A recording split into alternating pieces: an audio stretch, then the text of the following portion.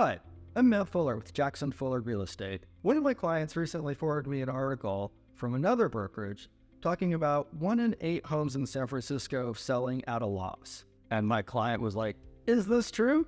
What have you sold me, Matt Fuller?"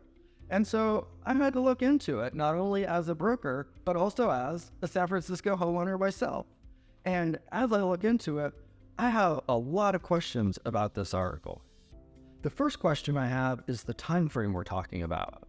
And I'm going to guess that we're looking at homes that have sold in the first 6 months of this year. And as we know, the first 6 months of this year were not typical months of this year. We had a lot of rain, and we also had a lack of inventory from sellers with low interest rates choosing not to sell. All of that means that the homes that were on the market were homes that were more likely that had to be on the market. And anytime you have to sell your property, it's more likely you're going to sell it at a loss. So, is it really an insight? Is it really new news? Or is it just looking at the same information from a slightly different perspective? The next question I have about this article is property type. As we know, condos in San Francisco and single families in San Francisco do not perform the same, and that's before we get to other property types we might find in the city. And it's important to remember that while we can write an article about a San Francisco home, no one lives in that generic San Francisco home. You own a condo in Russian Hill, or a loft in SoMa, or unit buildings in the Sunset. So property type absolutely impacts how your property is going to perform in terms of appreciation.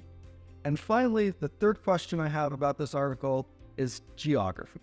As I've mentioned many times, articles that purport to be about San Francisco real estate are actually about the greater San Francisco Bay Area statistical county with San Jose and Oakland, and sometimes 7 to 9 counties, including in those statistics. And we know what happens in San Francisco County is very different than what's happening in our surrounding counties.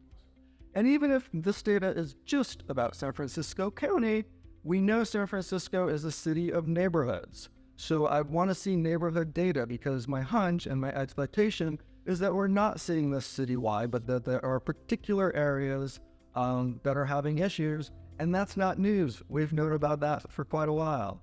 So that's my take on this article, and I actually reached out to the authors of it with these questions.